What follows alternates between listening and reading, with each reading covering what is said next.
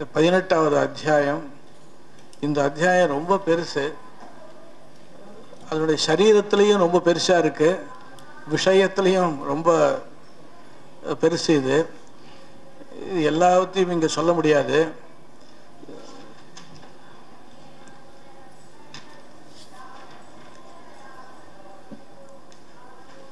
ஈஸ்வரே கர்த்திருதா புத்தி சத்வோபாதேயதா அந்திமே சத்வோபாதேயதாந்திமே ஸ்வகர்ம பரிணாமச்ச சாஸ்திர சாரார்த்த உச்சியதே அப்படின்னு இங்க சங்கிரகம்.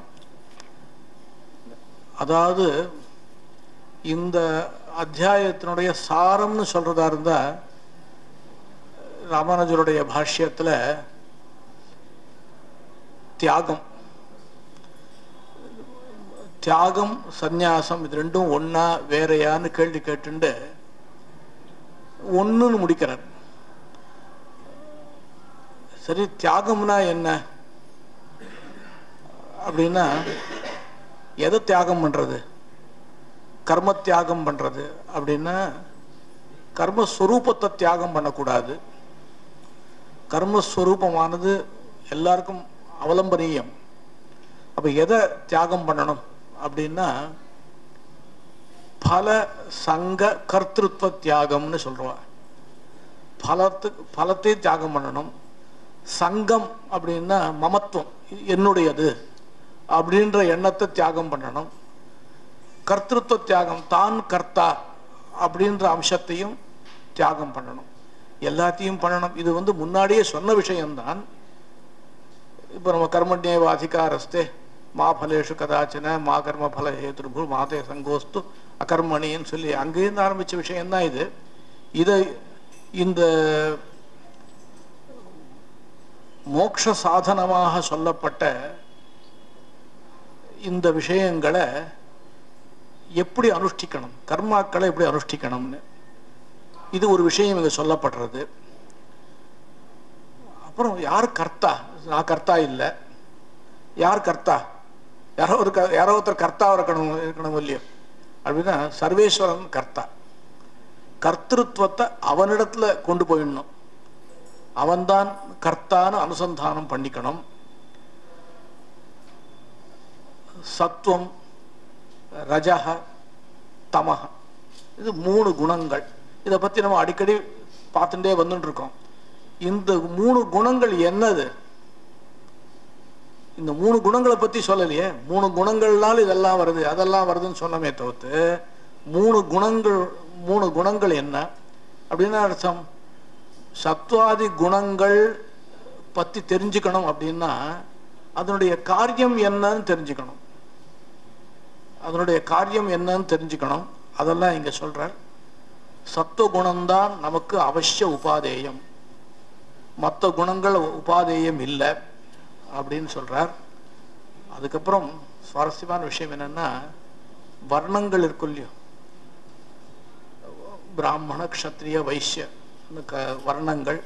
இந்த வர்ணங்களை பத்தி சொல்லி அந்தந்த வர்ணங்களுடைய காரியங்கள்லாம் அந்தந்த குணங்களால் ஏற்படுறதுன்றதையும் சொல்லியிருக்கார். சரி, இப்போ அந்தந்த வர்ணங்களுக்கு உச்சிதமான கர்மாக்களை இவன் அனுஷ்டிச்சால் என்ன வரும் அப்படின்னா, அந்தந்த கர்மாக்களை பரமபுருஷ ஆராதனமாக இவன் அனுஷ்டிக்கணும். ஆராதனம்னு சப்தம் ஒன்றும் பெரிய கஷ்டமான விஷயம் இல்லை. ஆராதனம்னா பிரீணனம்னு அர்த்தம். ராத்ருன்னு தாத்து, அது ஆங்னு உபசர்க்கம். ராத்ரு தாத்து, ராத்ரு பிரீணனன்னு சொல்றான். ராத்தியதாம், வேதத்திலே ராத்ததாம்னு இருக்கு. என்ன இந்த இது பகவத் ஆராதனமாக பண்ணணும் கர்மாக்களை. இதை தான் நம்ம எல்லாரும் அப்படித்தான் பண்ணிட்டு இருக்கோம். பகவத் பிரீத்தியர்த்தம்னு சொல்றா, ஸ்ரீமன் நாராயண பிரீத்தியர்த்தம்னு சொல்றா, பரமேஸ்வர பிரீத்தியர்த்தம்னு சொல்றா. எப்படி சொன்னாலும் இது ஒரு பலத்தை உத்தேசிச்சு சொல்றது இல்லை. அப்படிதான் பண்ணணும். இதை காட்டில் ரொம்ப முக்கியமான விஷயம் ராமானுஜ பாஷ்யத்துல இந்த அத்தியாயத்துல இந்த மொத்த கீதா சாஸ்திரத்துக்கும் சாரம் என்னன்னு கேட்டார். பக்தி யோகம்னு முடிக்கிறார். பக்தி யோகம்ன்றத பத்தி நான் கொஞ்சம் சங்கிரகமா சொல்லிவிடுறேன். பக்தி யோகம்னா பக்தி யோகா, பக்தியோடைய யோகம்னு இல்லை, பக்தி என்கிற யோகம். அதாவது மோக்ஷம் தான் எல்லாருக்கும் பரம புருஷார்த்தம். பரம புருஷார்த்தமான மோக்ஷம் எப்படி வருது அப்படின்னா ஞான கர்ம சமுச்சயம். அந்த ஞான கர்ம சமுச்சயத்திலேயே எத்தனையோ பேதங்கள்லாம் இருக்கு. அதாவது ஞானத்தினால நிரதிசயமான ஆனந்தம் வருது. கர்மாவால பிரதிபந்தக நிவர்த்தி, அவித்யா நிவர்த்தி வருது. இது யாதவ பிரகாஷர் சொல்றார். ஞானத்தால மோட்சம் வருது. கர்மான்றது ஆராதுபகாரகம். மீமாம்சா சாஸ்திரத்துல சன்னிபத்தியோபகாரகம், ஆராதுபகாரகம்னு சொல்லுவாள் இல்லையோ. இது சுத்தமான தமிழ்ல சொல்றதா இருந்தா பலத்துல உபயோகப்படக்கூடிய வஸ்து கர்மானுஷ்டானம். இது அவருடைய மதம். இதெல்லாம் ஞான கர்ம சமுச்சயவாதத்துல இருக்கு. இவர் பாஷ்யக்காரர் சித்தாந்தத்துல ஞான கர்ம சமுச்சயத்தெல்லாம் ஒத்துக்கல. ஞானத்தாலதான் மோட்சம். தமேவ விதித்வா அதி மிருத்யுமேதி தம் ஏவம் வித்வான் அமிர்த இஹ பவதி நான்ய பந்தாக. இப்போ பக்தி யோகம்னா என்னன்னா அந்த ஞானத்துக்கு பக்தின்னு பேரு. ஞானன்றது சாமானிய சப்தம், பக்தின்றது விசேஷ சப்தம். ஞானத்தால மோட்சம் அப்படின்னா ஞானம் வந்தா மோட்சம் வந்துடுமா?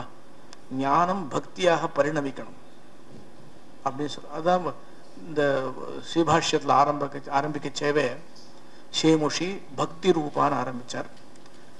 பக்தி ரூபமாக ஆகணும். பக்தினா என்னன்னா பிரீத்தியாக ஆகணும். வெறும பிரீத்தி வந்த எனக்கு கூட தான் பகவானை பத்தி ஞானம் இருக்கு. அந்த ஞானம் வரும்பொழுது பிரீத்தியா தான் ஞானம் வருது. பகவத் விஷயத்துல துவேஷபாவம் வரல, மோட்சம் வந்துருமான்னு அதுதான் மோட்சம் வராது. அது சிரவணம், மனனம், நிதித்தியாசனம் இதெல்லாம் பண்ணி அது பக்தியாக பரிணமிக்கணும். இதெல்லாம் வேதாந்த கிரந்தங்கள், பாஷ்யாதி கிரந்தங்கள்ல இருக்கு, ஸ்ரீபாஷ்யாதிகள்ல இருக்கு. அதுதான் இங்க சாரம்னு சொல்றார். ஆனா இங்க கீதா பாஷ்யத்துல என்ன விசேஷம்னு கேட்டா, கீதையில கீதா பாஷ்யத்துல கர்மயோகம்னு ஒண்ணு, ஞான யோகம்னு ஒண்ணு, பக்தி யோகம்னு ஒண்ணு. இதெல்லாம் முன்னாடி இருக்கவா சொல்லியிருப்பா, நான் ஒன்றும் பெருசா சொல்லிட போறதில்ல. இந்த கர்மயோகம்னா அது கர்மதான் யோகம். யோக கர்மசு கௌஷலம். இவரு கர்மாவை அனுஷ்டானம் பண்றதுதான் கர்மயோகம். கர்மாவை அனுஷ்டானம் பண்றதுக்கு ஏதாவது வழி இல்லையான்னா அரபிசம்ஹித பலமாக பண்ணணும். பகவத் பிரீணனமாக கர்மானுஷ்டானத்தை பண்ணணும். அது மட்டும் இல்லை, இப்போ மீமாம்சா சாஸ்திரத்துல சொல்ற மாதிரி தேகாதிரிக்தமாக ஒரு ஆத்மா இருக்கு, அந்த அளவு ஞானம் இருக்கணும். அந்த அளவு ஞானம் இருக்கணும். ஞான யோகம்னா என்ன அர்த்தம்னா, இந்த கர்மயோகம் பண்ண அப்புறம் ஞான யோகம்னு ஒண்ணு. இந்த ஆத்மா அபகத பாப்மா விஜரோயி மிருத்யு விசோகா விஜகித்ஸா பிபாச சத்தியகாம சத்திய சங்கல்பகான்னு சொல்லப்பட்டது. இந்த ஜீவாத்மா ஆத்மா அபகத பாப்மான்ற வாக்கியத்துக்கு பரிசுத்த ஜீவாத்ம பரமாக வியாக்கியானம். இந்த ஆத்ம சாட்சா்காரம் வரணும். ஜீவாத்ம ஸ்வரூப சாட்சா்காரம், அவாவாளுடைய ஆத்மாவை அவாவா சாட்சா்காரம் பண்ணணும். இப்ப நம்ம சாட்சா்காரம் பண்ணிட்டு தான் இருக்கோம். அகம் அகம் அவன். இது சாட்சா்காரம் இல்லை. இது தேக விசிஷ்டமாக, காலதேச விசிஷ்டமாக, வருணாசிரம விசிஷ்டமாக நம்மளை பத்தி நம்ம தெரிஞ்சுட்டு இருக்கோம். இப்போ அப்படி இருக்கக்கூடாது.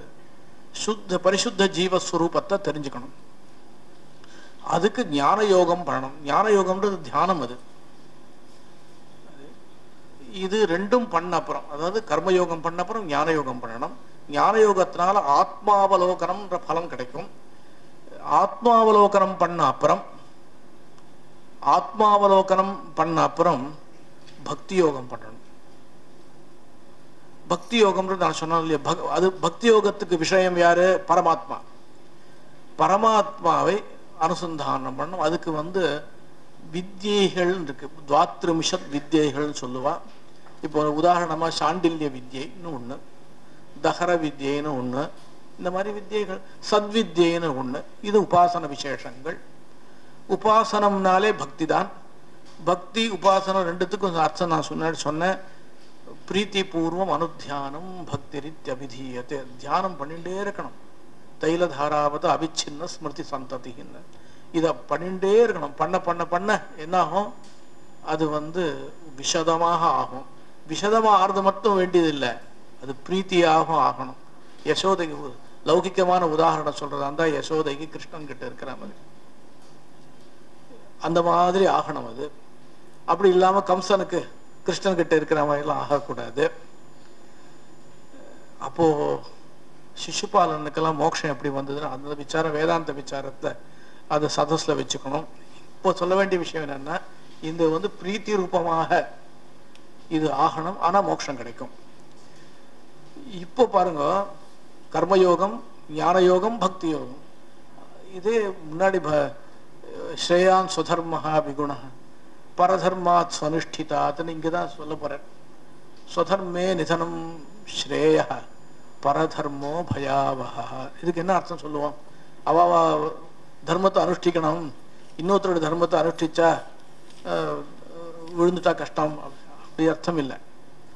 ஸ்ரேயான் ஸ்வதர்மஹா விகுணா, கொஞ்சம் குறைவா இருந்தா கூட தன்னுடைய தர்மத்தை அனுஷ்டிக்கணும்னா கர்மயோகத்தை அனுஷ்டிக்கணும்.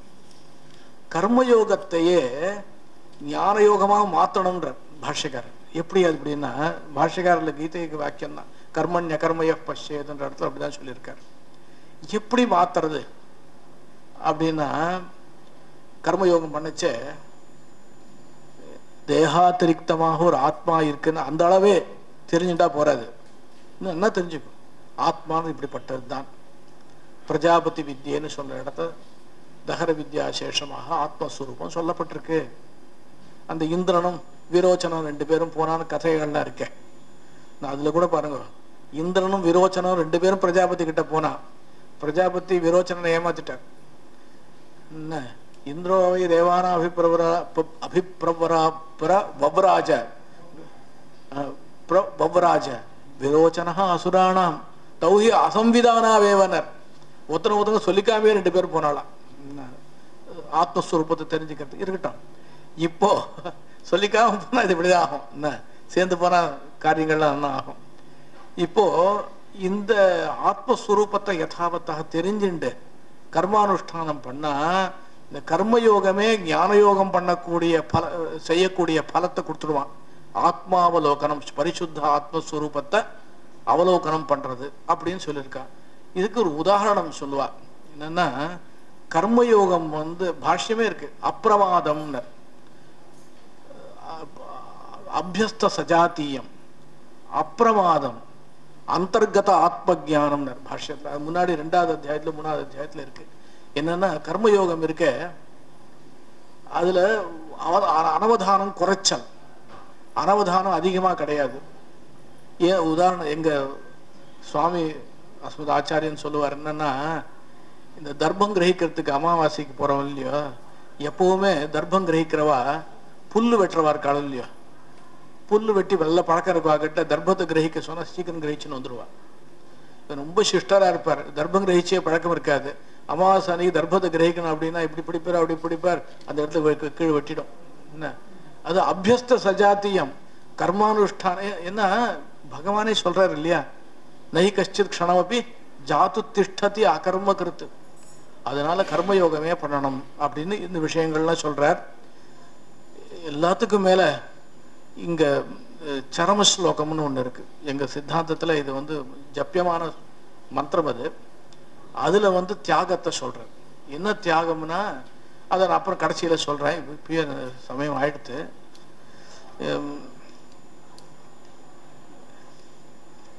இந்த இடத்துல சாஸ்திரியமான தியாகம், காமிய கர்ம ஸ்வரூப விஷயமான தியாகம், சர்வ கர்ம பல விஷயமான தியாகம். அதாவது காமிய கர்மாவை மட்டும் விட்டுணுமா, எல்லா கர்மாக்களுடைய பலத்தை விடணுமா அப்படின்லாம் விசாரம் பண்ணி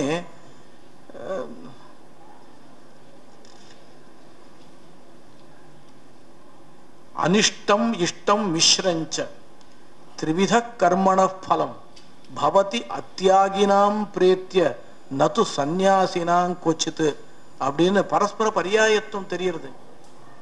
அதனால தியாகமும் சந்நியாசமும் ஒண்ணுதான் அப்படின்னார். தியாகோஹி புருஷ வியாக்ர திரிவிதா சம்பிரகீர்த்திதா அப்படின்னு 3 விதமான தியாகத்தை சொல்றார். இந்த 18வது அத்தியாயம் இருக்க என்னுடைய ஞானத்துக்கு ஒரு 2 நாள் சொல்லலாம் என்ன, அதனால மற்றவருடைய ஞானத்துக்கு இவருடைய ஞானத்துக்குலாம் 5 நாள் சொல்லலாம் என்ன. இப்போ தியாகோஹி புருஷ வியாக்ரேன நிறைய விஷயங்கள் இருக்கு.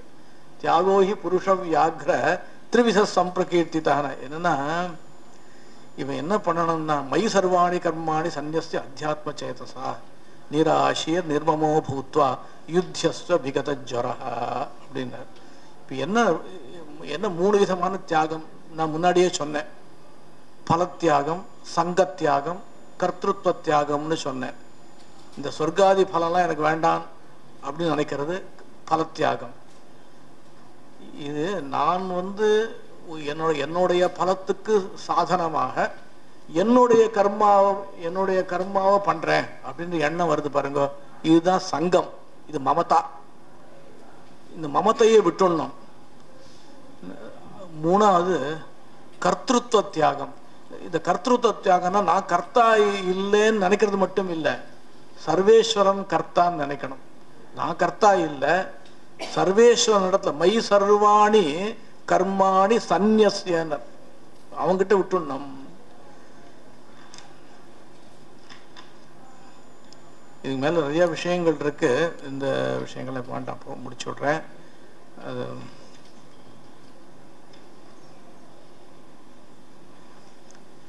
இந்த அதிஷ்டானம் ததா கர்த்தா கரணஞ்ச பிருதக் விதம் நியாய கிரந்தங்கள்ல வருது, எல்லா கிரந்தங்கள்லயும் வருது. இது விவிதாச்ச பிருதக் சேஷ்டா தெய்வம் செய்வாத்திர பஞ்சமம் அப்படின்னு இருக்கு இல்லையா. இதுல பாஷ்யத்துல வியாக்கியானம் என்னன்னா, அதிஷ்டானம் அப்படின்னா அதிஷ்டீயத்தே ஜீவாத்மனா இதி அதிஷ்டானம் சரீரம். இதுதான் வியாக்கியானம் எல்லாரும் பண்றாங்க. கர்த்தா, கர்த்தானா ஜீவாத்மா. அடுத்தது கரணஞ்ச பிருதக் விதம்னு இருக்கு பாருங்க. இந்த கரணம்ன்ற சப்தத்துக்கு ஞானேந்திரியங்கள் இல்லையா, வாக் பாணி பாத பாயூபஸ்தமாய் இருக்கிற 5 கூட மனசு, இதுதான் கரணஞ்ச பிரசக்விதம். நம்ம காரியங்கள் பண்ணும் பொழுது இதெல்லாம் தான் தேவையா இருக்கு. அதனால்தான் இந்த கர்மேந்திரியம்னு சொல்லும் பொழுது உபாதானாதி வியவஹார ஜனகம் அப்படின்னு சொல்றான். உபாதானாதி வியவஹாரம். அடுத்தது முக்கியமான விஷயம் விவிதாச்ச பிருதக் சேஷ்டான்றதுக்கு சாமான்யமா நம்ம நினைக்கிற அர்த்தம் என்னன்னா, பலவிதமான சேஷ்டைகள், சரீரத்தில் இருக்கிற சேஷ்டைகள். பாஷ்யக்காரர் என்ன சொல்றார், வாக்பாணி விவிதாச்ச பிருதக் சேஷ்டானா பிராணனா பஞ்சவிருத்தி பிராணன் இருக்கும் இல்லையோ. சேஷ்டா சப்தேன பஞ்சாத்மா வாயுரபிதீயத்தே தத்விருத்தி வாச்சினா. சேஷ்டானது விருத்தி வாச்சி, வியாபார வாச்சி அப்படின்னு சொல்றார். இது ஒரு விஷயம் இங்க இருக்கு.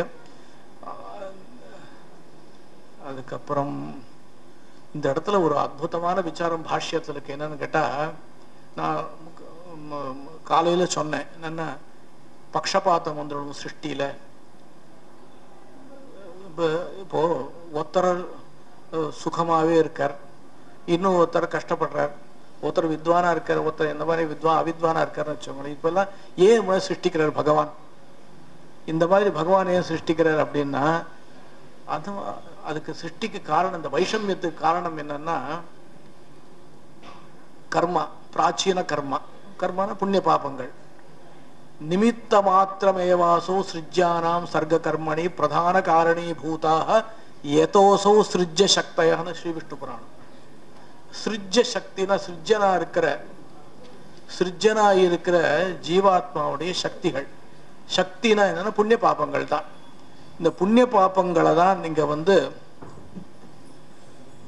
பிரதான காரணமாக சொல்றா இப்படின்னு சொல்றோம் இல்லையா.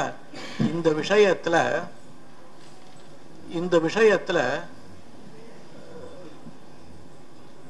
பிரவೃತ್ತಿ இருக்கு. பராத்து தச்ருதேக ஒரு சூத்திரம் இருக்கு இல்லையா, அந்த விஷயங்களை இங்க விசாரம் பண்ற விஸ்தாரமாக. அங்கேயும் அதிகரணங்கள்ல சொல்லியிருக்கார், இங்கேயும் விஸ்தாரமாக சொல்றார். இப்போ ஒருத்தன் பராதீனம் ஜீவ கர்த்திருவம், ஜீவனுடைய கர்த்திருவம் பராதீனம்னு, பரன்னா பரமாத்மா பராதீனம்னு சொல்லிட்டோம்னால் இவனுக்கு ஏன் கஷ்டம் வருது? இவன் என்ன பண்ணான்? வாயு பிரேரித்த பத்ராதிபத்துன்னு வச்சோங்களேன். காத்துல அடிச்சுன்னு போறது, காத்துல இலையெல்லாம் அடிச்சுன்னு போறது. இலைக்கு என்ன சுவாதந்திரம் இருக்கு? அந்த மாதிரி தானே ஜீவன். இப்படி எல்லாம் கேள்வி கேட்டுட்டு விஸ்தாரமா சமாதானம் சொல்றார். இதுல எங்க சம்பிரதாயத்திலேயே பிரதம பிரவருத்தின்னு ஒண்ணு சொல்றா. பிரதம பிரவருத்தியில பகவான் உதாசீனா இருக்கான். தித்தியாதி பிரவருத்தியில அனுமந்தாவா இருக்கிறான். சில பேருடைய பிரவருத்தியில பிரேரகனா இருக்கான். இப்படிலாம் இருக்கு. இதுல பக்ஷபேதங்கள்லாம் இருக்கிற மாதிரி ஒரு தோன்றது. அப்படிலாம் ஒண்ணும் இல்லை இது அப்படின்ற விஷயத்தை இங்க சொல்ற. அதெல்லாம் இப்ப சொன்ன சமயம் இருக்காது. இந்த விசாரங்கள்லாம் இந்த இடத்துல சொல்லியிருக்கார்.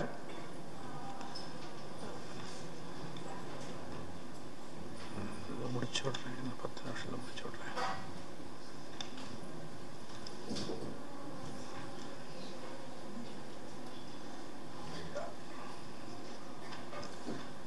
இந்த அஜ்ஞானம், விபரீத ஜானம் இதெல்லாம் பத்தியும் இங்க லட்சணங்கள்லாம் வருது. அஜ்ஞானம்னா என்ன, விபரீத ஜானம்னா என்ன? இப்போ தார்க்கிகால் அந்நிதா கியாத்தின்னு சொல்றா, இன்னொருத்தர் மீமாம்சக்கால்லாம் விபரீத கியாத்தின்னு சொல்றா. ரெண்டும் ஒண்ணுதான் என்ன. ஆனா கீதா ரீதியில ஒண்ணு இல்லை. ஒரு இடத்துல அந்நிதா கியாதி, ஒரு இடத்துல விபரீத கியாதி.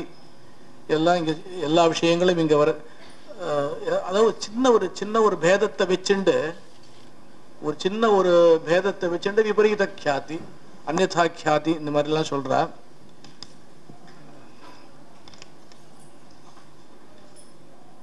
இந்த சமோ தமஹா தபசௌச்சம் அப்படின்னு இருக்கும் இல்லையா. இந்த சமஹா அப்படின்னா என்ன, தமஹானா என்ன அப்படின்னு பாஷ்யத்துல தமஹானா பாஹ்யேந்திர, தமஹானா அந்தரிந்திரிய நிகிரகம், சமஹானா பாஹ்யேந்திரிய நிகிரகம் அப்படின்னு சொல்லியிருக்கார். இதுக்கப்புறம் வந்த வியாக்கியாத்தாக்கள்லாம் ஏன் மாத்திதான் இருக்கக்கூடாதா அப்படின்னு விசாரங்கள்லாம் பண்ணியிருக்க. ஆனா கீதா பாஷ்யத்துல இப்படிதான் இருக்கு. சமஹ பகிரிந்திரிய நிகிரஹ, தமஹ அந்தரிந்திரிய நிகிரஹ அப்படின்னு.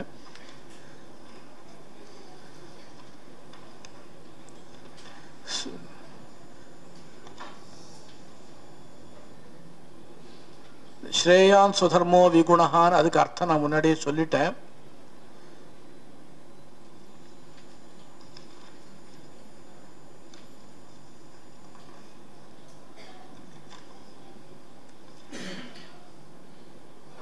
பக்தியா மாம் அபிஜானாதி யாவான் யஷ்சாஸ்மி தத்வதः ததோ மாம் தத்வதோ ஞாத்வா விஷதே ததனந்தரம். இதுதான் பக்திக்கு, மோட்ச சாதனத்துவத்துக்கு சாதகமான பிரமாணம். இதுக்கு சாதகமான பிரமாணம் ஸ்ருதி தான். நாயமாத்மா பிரவச்சனேன லப்ய நமேதயான பகுனா ஸ்ருதேன யமேவைஷ விருணுதே தேன லப்ய தஸ்யேஷ ஆத்மா விவருணுதே தனும் ஸ்வாம். அங்க மேதான்ற நாயமாத்மா பிரவச்சனேன லப்யான, பிரவச்சனம்னு சப்தத்துக்கு எந்த அர்த்தம் பண்ணியிருக்கார்? பிரவச்சனம்னா மனநம்னு அர்த்தம் பண்ணியிருக்கார். அது எப்படி மனநம்னு அர்த்தம் அப்படின்னா, குரு சிஷ்யனுக்கு உபதேசம் பண்றதுக்கு முன்னாடி பண்றதுதான பிரவச்சனம். அதுக்கு முன்னாடி மனநம் பண்ணிப்பானோ இல்லையோ. அந்த காலத்துல ஒரு நல்ல ஆச்சாரியன் சொல்லிச்சு. அந்த பிரவச்சன சப்தேன பிரவச்சன ஹேதுபூதம் மனநம் லட்சியத்தே, ஸ்ருதேனால ஸ்ரவணம், பரிசேஷாத் மேதா சப்தா தியானபரான்னு சொல்லிட்டு இதெல்லாம் பகவத் பிராப்திக்கு ஹேத்து இல்லை. எம் ஏவ ஏஷ விருணுத்தே தேன லப்யானர். அதுக்கு பாஷ்யம் என்ன இருக்குன்னா, பிரியதம ஏவஹி வரணீயோ பவதி யஸ்யாயும் நிரதிசய பிரியா சயேவாசிய பிரியதமானர். அதுதான் அதுக்கு வேண்டிய உபபிரம்மணம் இதுதான். பக்தியா மாம் அபிஜானாதி.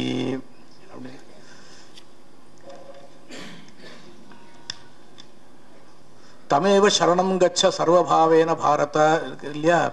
அதே மாதிரி அதுக்கு முன்னாடி இருக்கு தமேவ சரணங்க ஈஸ்வர சர்வபூதானாம் ஹிருத்தேஷே அர்ஜுன திஷ்டதி பிராமயன் சர்வபூதானி யந்திராரூடானி மாயையா தமேவ சரணம் கச்ச இருக்கு. மாமேவையே பிரபத்தியந்தே மாயாமேதாம் தரந்தி தேர். இந்த இடத்துலலாம் பிரபத்தின்னு ஒரு சப்தம் இருக்கு இல்லையா? இந்த பிரபத்தி சரணம் கச்சன்னு சப்தம் இருக்கு. அதெல்லாம் இப்போ அனுஷ்டிக்கிற பிரபத்தியை பற்றி சொல்றதா இல்லையா அப்படின்னு கேட்டால் பாஷ்யத்தில் கீதா பாஷ்யத்தில் அங்கே சொன்ன பிரபத்தி என்னன்னு கேட்டால் எவன் ஒருவன் கர்மானுஷ்டானம் பண்ணுகிறானோ கர்மானுஷ்டானம் வந்து சன்னிபத்தியோபகாரகம்னு சொன்னேன் நான். சன்னிபத்தியோபகாரகமான கர்மானுஷ்டானத்தினால உபாசனம் சித்திக்கணும். சித்திக்கிறது மட்டும் இல்லை, அது அகரக அனுஷ்டீயமான வர்ணாசிரம தர்ம அனுகிரகீத ததுபாசன ரூப அப்படின்னு சொல்லியிருக்கார்.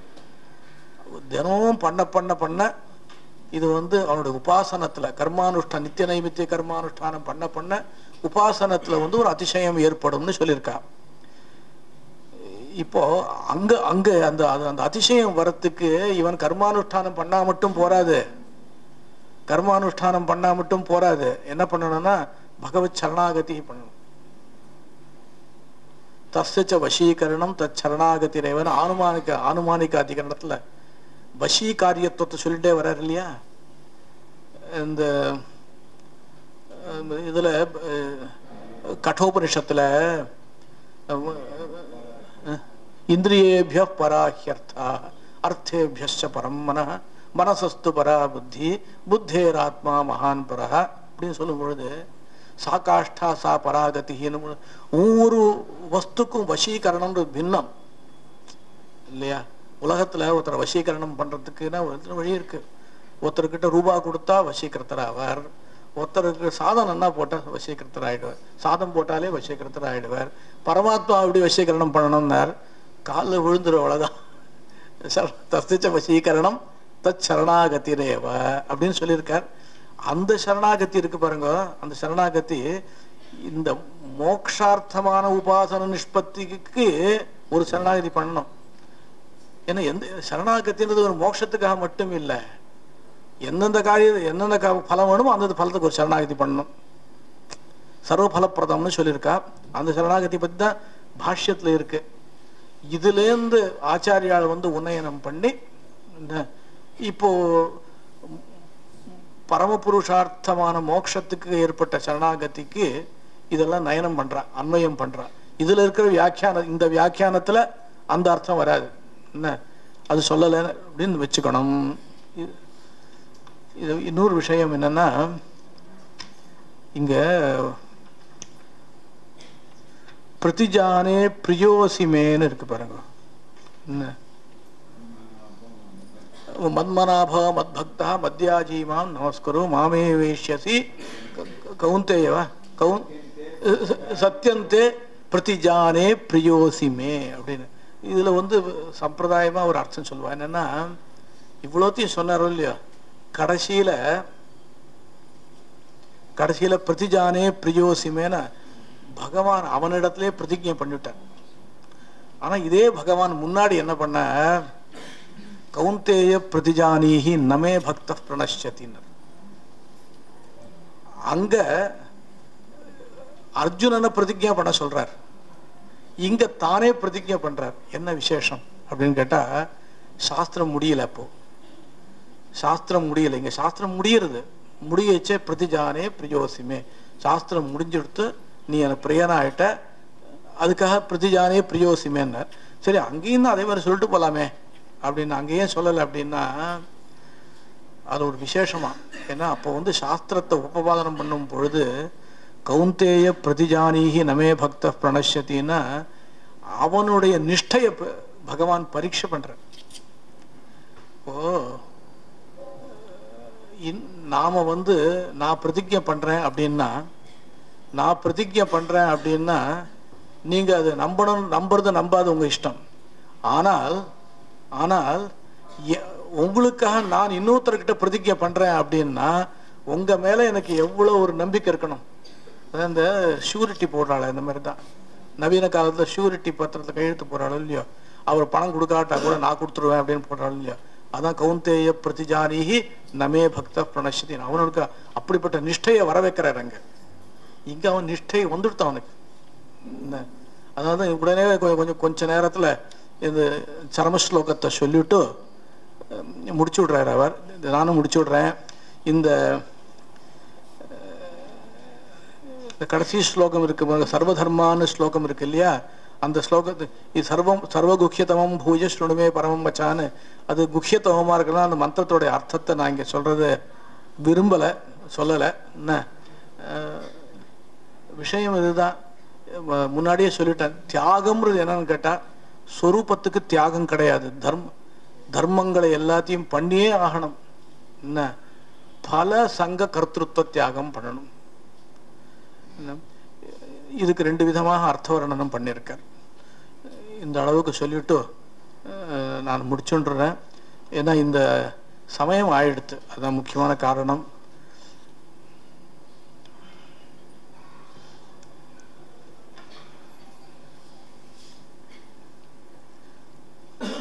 கடைசியில ஸ்லோகம் இருக்காது.